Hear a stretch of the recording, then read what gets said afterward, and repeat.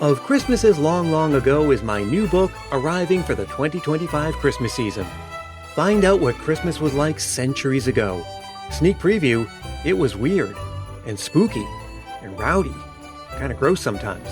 Find it wherever books are sold in hardcover from Lions Press and audiobook from Recorded Books. It's Christmas as you've never seen it before, and it makes a great gift. Small-town Christmases, hometown hunks, and women in their 30s who have been just too wrapped up in their careers in event planning or publishing to find true love. Without even mentioning movies or a certain cable television network, you already know where this conversation's heading. How could you not? Search for the keyword Christmas on your favorite news site starting anytime after the late summer, and no doubt the top results are about this year's lineup of made-for-TV Christmas romance movies. And every year that lineup grows and grows and grows. 2020 brought a whopping 40 new Christmas movies from one network alone, and dozens more from its closest network, cable, and streaming competitors. And most of them sticking to that timeless tale of girl meets boy, girl loses boy, and at some point girl and boy make a gingerbread house, or decorate a tree, or have a snowball fight that has them tumbling to the ground and almost smooching before getting interrupted at the last second. But rest assured, all plot threads will be resolved and everything will culminate in a chaste kiss under a gentle snowfall right before the credits roll. Made-for-TV Christmas movies are nearly as old as TV itself, but the last 2 decades have introduced a dramatic change to Christmas TV entertainment and, by extension, to Christmas itself. Is all of this a fad or a trend? And if it is, have we reached the peak yet? Or are we witnessing the start of something bigger? A lasting change in the kinds of stories we most closely associate with Christmas and the ways we want them told. Cast your minds to a snowy bucolic scene and some kind of unlikely scenario where opposites are thrown together only to find true love amidst the magic of the Christmas season as we dig into made-for-TV Christmas romances. I'm Brian Earl. This is Christmas Past. It wasn't all that long ago that an average Christmas story looked very different from the ones that we're used to today. In Victorian times, Christmas ghost stories were very common. We discussed the reasons for that in a 2019 episode of this podcast. You may care to check it out. There were also stories from that time involving tragedies. Hans Christian Andersen's The Little Match Girl and Fyodor Dostoevsky's The Heavenly Christmas Tree both involve children dying, a response to the widespread poverty of the time. Not long after, stories involving grand family homecomings were popular, inspired by newfound access to long-distance travel by rail. There were romances, of course, but nowadays, the vast majority of new Christmas stories we tell, whether on the page or on screen, are romances. But why, and why now? Maybe it's because romance and Christmas seem to go together, even though anyone on the dating scene could tell you that the holiday season is probably the worst or least likely time to start a new relationship. But it goes really well with Christmas because Christmas is this season of hope. These feelings that we feel around the holiday seasons kind of goes really well with cheering on a new relationship. That's Brandon Gray, one of the hosts of the wildly popular Deck the Hallmark podcast and co-author of the new book I'll Be Home for Christmas Movies. One of his co-authors, film critic Alonso Duralde, agrees. There is something about the Christmas season that engenders affection in general, whether it is the notion of caring about your fellow man, whether it's the notion of a familial love and sort of rekindling those bonds at the Christmas season because you're seeing family members that you don't get to see the rest of the year. Christmas romances just sort of ride on the coattails of the general good feeling that people have about the season. But of course, the other reason, and maybe the real reason we think of Christmas and romance together is because that's what sells, so it's what we see the most of. Not only that, but also because romance stories, whether on page or on screen, tend to adhere to a predictable formula. That makes it pretty easy and efficient to produce lots of them. And you needn't look far to see that everybody, including Netflix, Hulu, Lifetime, UpTV, and many other players, are angling for their piece of the market. But there is no doubt about who has established themselves as the dominant force: the Hallmark Channel. Why? If you were to ask me 3 years ago, before I really knew the market, I would say Hallmark just does it better. But really, I don't know if it's Hallmark doing it that much better than everybody else, as much as it is Hallmark has been doing it for so long that people associate it, they associate their movies with Christmas. That brand recognition was a long time in the making, and it took a bit of experimenting before they struck upon the winning formula. The Hallmark Channel didn't come into being until the year 2000, when it took over from something called the Odyssey Network. You know, when the network launched, they were kind of trying a lot of different things. They did, different kinds of Christmas movies, whether they were comedic or dramatic. They would do the national Christmas tree lighting. They would do animated specials and musical specials and a whole mix of stuff.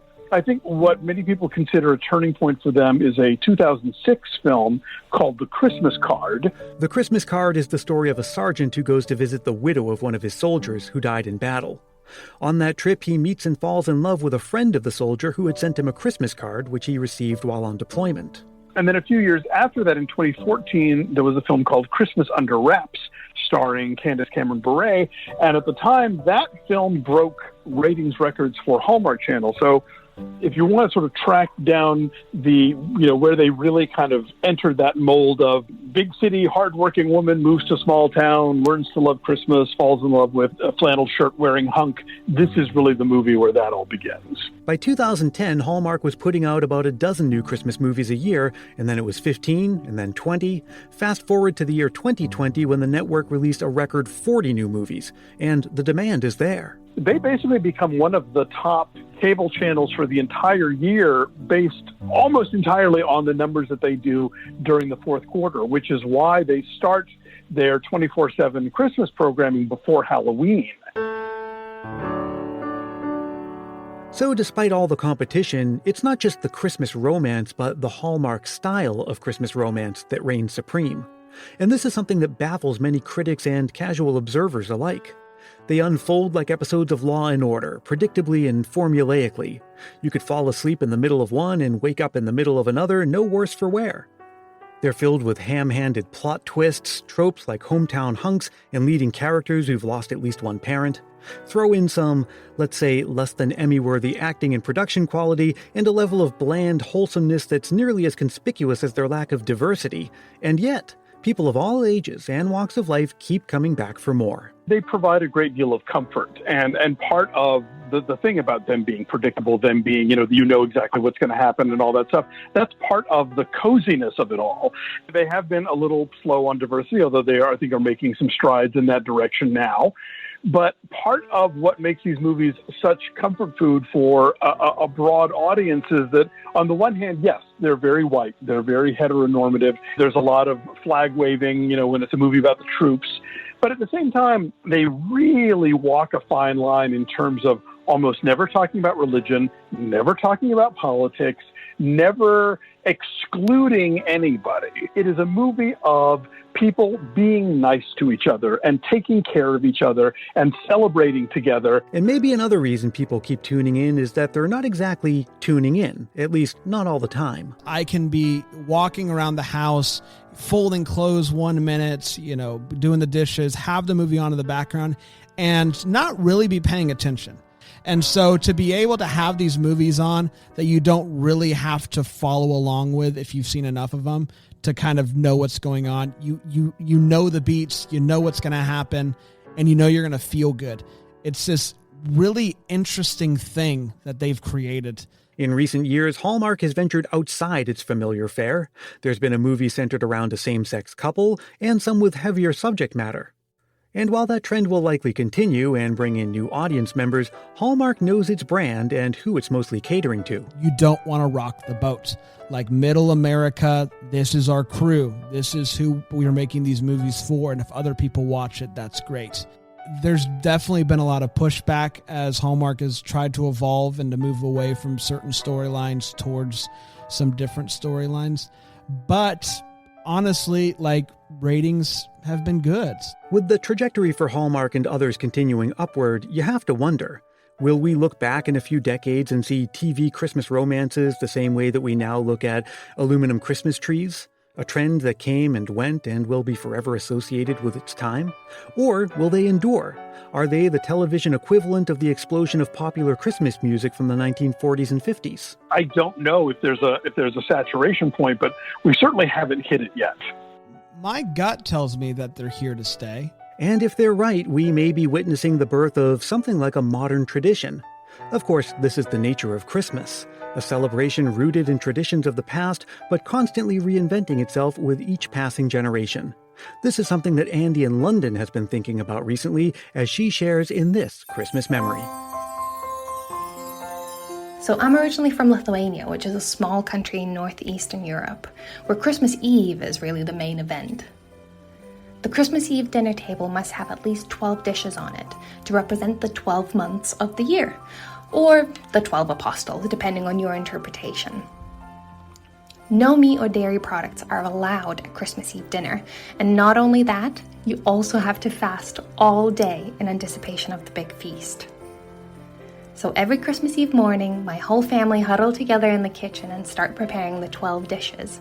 Salads, fish, mushroom pastries, biscuits with poppy seed milk. Finally, once the sun has set, we get all dressed up and sit down to eat after wishing each other a happy and healthy year ahead. After dinner, we play charades and sing carols before going up to bed, unable to fall asleep in anticipation of Santa's arrival and presents the next morning, of course. On Christmas morning, we get up really early, light the fireplace, and get together around the Christmas tree with cups of hot cocoa, opening presents one by one in our PJs. We do this every single year without fail. We even did it exactly the same way last year over Zoom when my fiancé and I were not able to go see my family for Christmas due to quarantine. I love knowing that whatever happens, some things stay constant, which I have always found to be a comforting thought. I'm now 27 years old, and we now also have some new traditions that we have added to our traditional celebration. I've been living in London, England for 8 years now, and my fiancé is British, so Christmas Eve now also includes mince pies and old English carols. And for the first time, this year my fiancé and I are making our own Christmas fruitcake and bringing it all the way to Lithuania with us for Christmas. That's what I love the most about this magical holiday. While some things never change, there are so many ways to reinvent it and make it even more special. That vegan Christmas theme sounds like something that would fit right in with a lot of people's sensibilities nowadays. I guess those Lithuanian traditions are ahead of their time. Well, what about your Christmas traditions or your favorite Christmas memories? I'd love to share them with the rest of the Christmas Past family, and there's still time to do it this season. Just record a voice memo into your phone and send it to christmaspastpodcast@gmail.com. Keep it reasonably short, clean and family friendly, and be sure to say your name and where you're from. Christmas Past is produced in wonderful Willow Glen, California by yours truly, Brian Earl. Thanks so much to Alonso Duralde and Brandon Gray. I'll Be Home for Christmas Movies is available at fine booksellers everywhere, but let's be honest, you'll probably get it from Amazon, so check the show notes for a link. Thanks also to Andy in London, and as always, thank you for listening. This episode arrives on Thanksgiving Day, the official start of the Christmas season for most of us, so happy Thanksgiving. I hope it was everything you wanted it to be, and I hope your Christmas season is off to a wonderful start. Let's stay connected all throughout the season. Find me on Facebook, Twitter, and Instagram, and join the private Christmas Past Facebook group. You can drop me a line anytime with a Christmas memory or just to say hi. Again, the email address is christmaspastpodcast@gmail.com. And hey, if you're feeling the Christmas spirit, why not help more people discover this show? It's as easy as telling a friend about it or leaving a review on Apple Podcasts. If you do leave a review, I'll send you a Christmas Past sticker and a handwritten Christmas card as my way of saying thanks. Reach out for details on that. I'll be back in just a few days with an all-new episode. Until then, may your days be merry and bright.